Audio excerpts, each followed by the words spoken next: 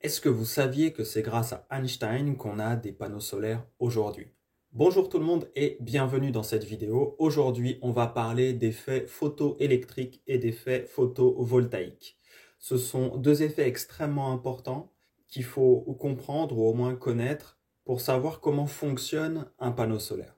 Et vu qu'on est sur une chaîne où on parle d'énergie solaire, de panneaux solaires et tout ce qui va avec, on va parler de ça aujourd'hui et ça va être, je l'espère, super intéressant pour vous. Alors d'abord, il faut savoir d'où ça vient. L'effet photoélectrique, c'est quelque chose qui date de 1887 en termes de découverte, en tout cas moderne de cet effet. Ça a été initié comme découverte Heinrich Hertz en 1887 qui a découvert que la lumière arrache des électrons aux métaux. Et ça va être la base de l'effet photoélectrique ou des effets photoélectriques. Il a découvert ça mais sans vraiment pouvoir le théoriser d'une manière structurée.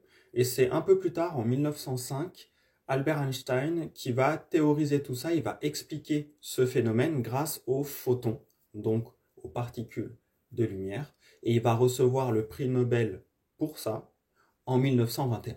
Donc on peut lui dire merci parce que c'est grâce à ce travail d'explication de ce phénomène, donc de l'effet photoélectrique, qu'on a toutes les technologies qui sont arrivées derrière et qu'on peut utiliser aujourd'hui assez simplement comme un panneau solaire qu'on va brancher chez nous et ça va nous permettre de donner de l'électricité.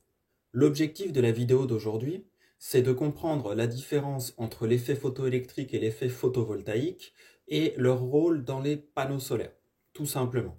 Et vous allez voir, ça va être une vidéo, même si vous n'avez aucune connaissance en physique, en électricité, vous allez comprendre sans souci. Le but, c'est de vulgariser d'une manière digeste, peu importe qui vous êtes. Alors, on va commencer par parler des bases de la lumière. Parce qu'on a besoin de parler un peu de la lumière avant de parler de l'effet photoélectrique et de l'effet photovoltaïque qui découle de la lumière. La lumière, on va parler de deux choses par rapport à elle. On va parler de sa nature, donc la nature de la lumière, et on va parler du spectre de la lumière. On y revient juste après.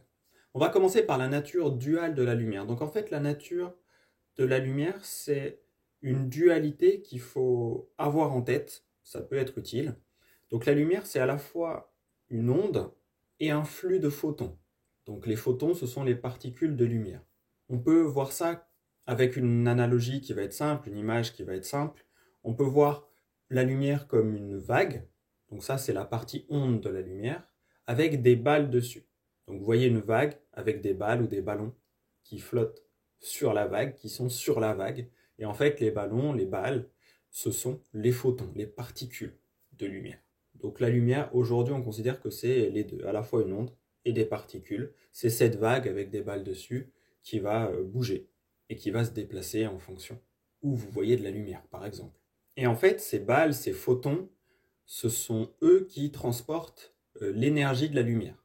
Et au niveau de l'énergie de la lumière, plus la lumière tire vers le violet, plus l'énergie est élevée. C'est pour ça qu'on parle d'ultraviolet. Et plus la lumière tire vers le rouge, plus l'énergie de la lumière transportée par cette lumière rouge est basse. C'est pour ça qu'on parle d'infrarouge. Infrarouge, ultraviolet, avec tout ce que vous voulez entre les deux. Et donc ça nous permet de parler du spectre de la lumière, du spectre solaire, puisqu'on va surtout parler de la lumière du soleil aujourd'hui.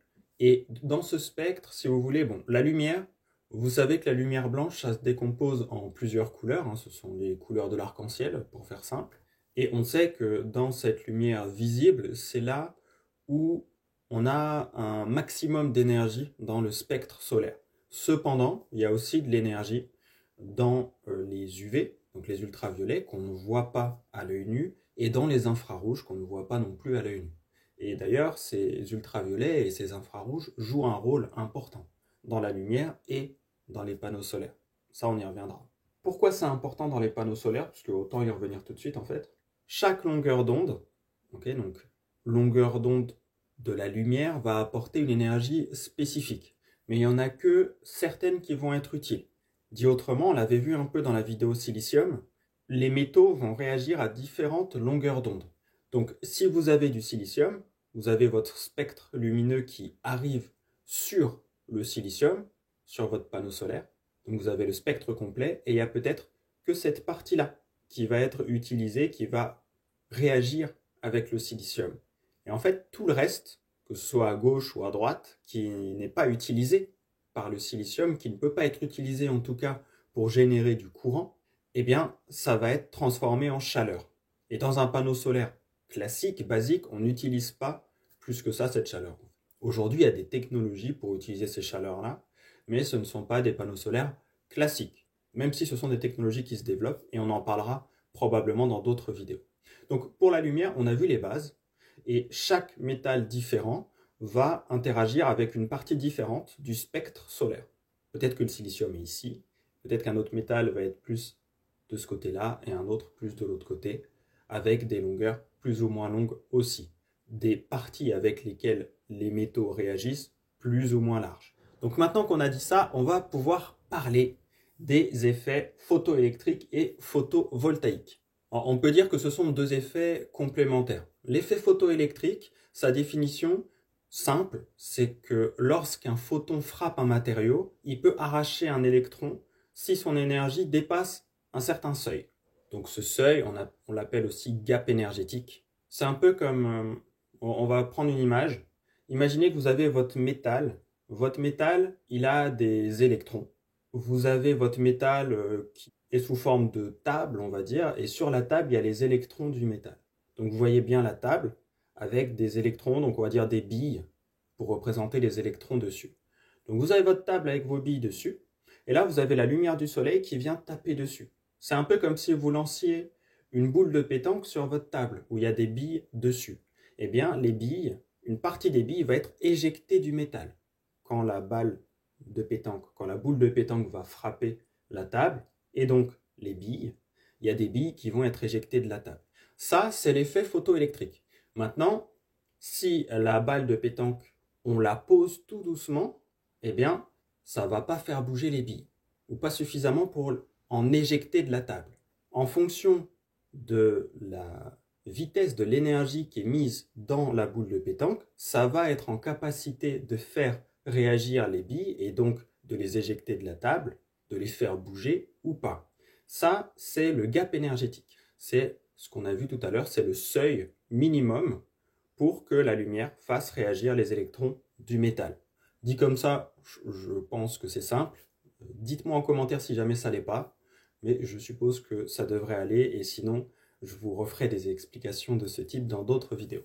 Donc le seuil énergétique, il faut savoir que chaque matériau, dans notre cas on va surtout parler de métal, va avoir un tremplin énergétique, un gap énergétique, un seuil énergétique que les photons doivent dépasser en termes d'énergie qu'ils apportent quand ils viennent taper le métal.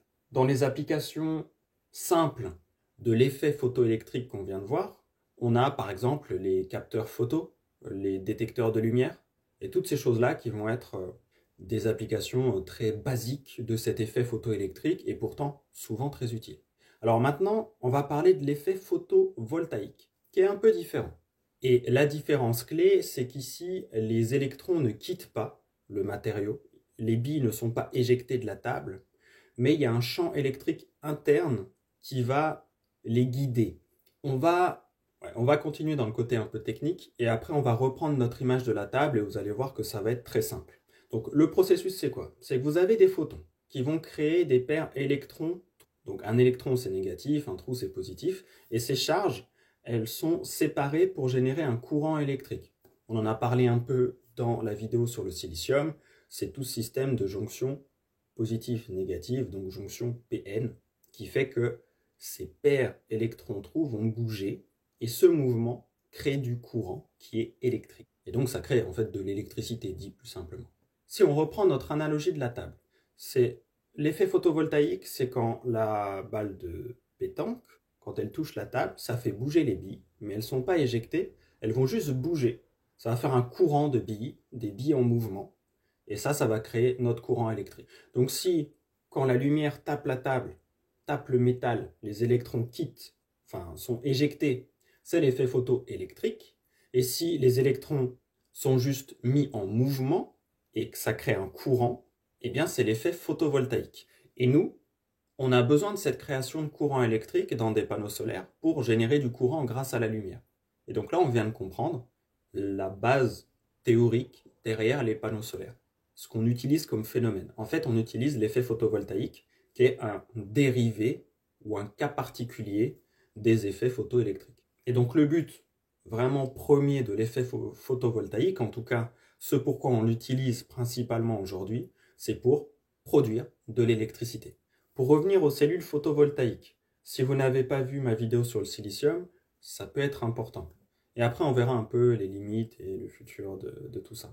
Les cellules photovoltaïques, vous avez une structure dans les cellules. Donc vous avez typiquement des couches de silicium. Je vais prendre ce cas-là parce qu'il y a 90% des panneaux solaires qui sont à base de silicium actuellement. Et donc vous avez deux couches de silicium, une couche négative, une couche positive. Donc c'est des couches qui sont dopées. Je vous encourage à aller voir ma vidéo sur le silicium pour plus de détails si vous voulez. Et en fait, ces couches-là, à l'intersection, à la jonction entre ces deux couches, il y a une zone de déplétion, on appelle ça. Et en gros, c'est là où des photons arrivent, vont taper le métal, et bien ça va faire bouger des électrons dans cette zone, et ça crée du courant dans cette zone. Voilà, dit tout simplement. Dit autrement, parce que ça peut être important de l'avoir en tête aussi sous un autre angle, quand les photons frappent la cellule photovoltaïque, ça crée des paires électrons et le champ électrique va séparer les charges. Les électrons circulent et ça crée un courant électrique utilisable. Okay? Là, on est un peu plus précis. En réalité, on n'a pas besoin de comprendre ça pour utiliser un panneau solaire et comprendre ce qu'il y a derrière, mais ça peut être utile si on veut aller un peu plus loin. Et donc, pour optimiser ça et pour optimiser notamment le spectre lumineux avec lequel le métal réagit avec la lumière, on va faire différentes choses. On va texturer le métal, on veut faire en sorte en fait de perdre le moins de lumière possible. Donc on a des textures de surface, on a des couches anti-reflets, on fait attention à tout ça, on fait attention à la qualité du matériau qu'on utilise. Plus le silicium par exemple va être pur, plus il y aura de production de courant, la même dose de lumière en contact avec le silicium. Donc en fait tout ça ce sont des facteurs qui vont améliorer l'effet photovoltaïque qu'on a quand la lumière vient taper notre panneau solaire. Donc il y a des limites à ça. Si vous vous demandez pourquoi on n'a pas 100% de taux de conversion dans les panneaux solaires, c'est dû à la limite théorique, donc la limite de Shockley-Kessler qui est à 33,7% pour le silicium. La plupart du temps dans ce qu'on utilise pour faire des panneaux solaires, on est aux alentours de ça, 35%, 30%. Maintenant ça peut varier aussi un peu, mais aujourd'hui, on n'arrive pas à arriver à 100%, on n'a pas de métaux qui permettent ça. En tout cas, à ma connaissance, peut-être que ça arrivera un jour avec quelque chose d'utilisable dans un panneau solaire. Donc, pour le moment, on se contente de cette limite. Donc, on a une perte, puisqu'il y a des photons qui sont non absorbés, parce qu'il y a trop peu ou trop d'énergie sur une partie du spectre. Comme on a vu, en fait, le métal ne va pas réagir à toute la lumière, mais seulement à une partie de la lumière, donc qui correspond à son spectre de réaction, à sa zone de réaction à la lumière. Et puis, il y a l'excès d'énergie qui est du coup converti en chaleur, donc ça c'est une perte directe. Et vous avez aussi des recombinaisons qui font que l'effet photovoltaïque, tout ce que ça produit ne va pas forcément être converti en courant. Il y a une perte aussi là-dessus. C'est pas une réaction parfaite, en tout cas en pratique. Donc il y a des nouvelles technologies qui sont prometteuses pour améliorer ça. Vous avez les cellules multijonctions, vous avez les perovskites. Donc ça pareil, je vous ferai une vidéo là-dessus.